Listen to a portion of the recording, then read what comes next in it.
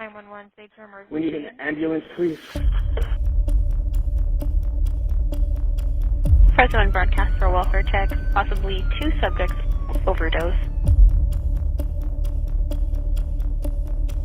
911, state to emergency. I don't know what happened. My son's dead.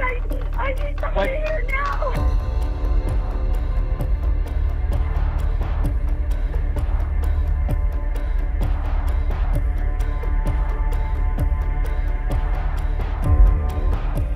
At the risk of sounding hyperbolic, let me say it this way. The biggest threat to health in Fresno County is no longer COVID. It's substance use.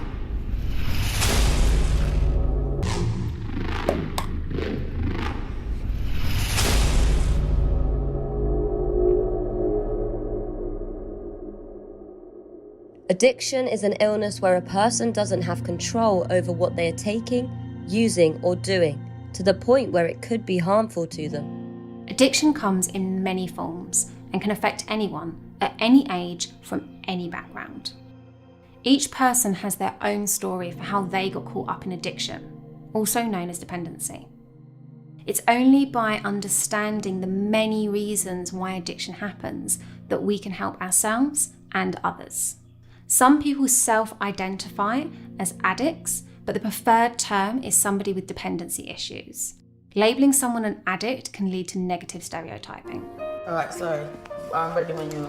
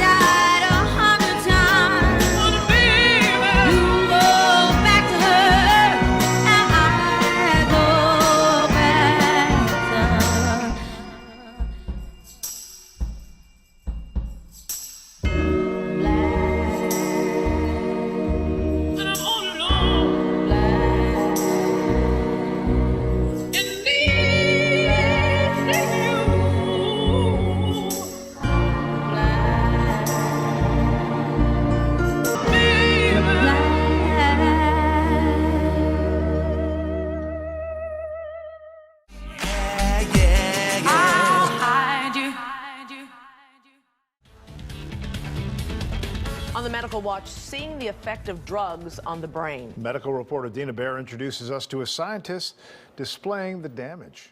The stimulant is prone to extreme highs. It was a very, very pleasant experience, but in the morning I was drained. I self-administered 157 different psychoactive drugs and wrote a book called The Drug User's Bible, documenting the vital safety information for each. Why is enough never enough? That's a good question. Brain with a nucleus accumbens, hypersensitive to dopamine, plus low baseline serotonin levels equals addiction. I'm not in a good place, not at all. Everything is falling apart. I want it to stop, but I just can't. It's like I'm trapped. Like I can't ask for help. Like you won't think I am worth the time of day because I have a drug problem.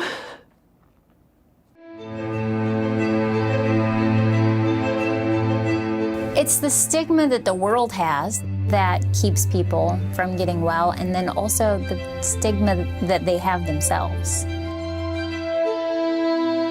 In Synergy is a stigma-free zone.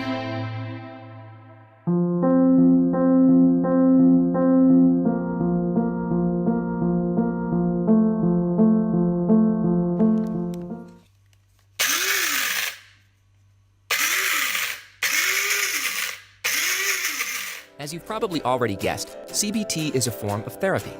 What you may not know is that it's one of the most effective ways to treat addiction, such as alcoholism, drug addiction, or even gambling. So, how does CBT work? Basically, CBT teaches you how to cope with stressful situations in a positive way, rather than making bad choices and letting situations control you.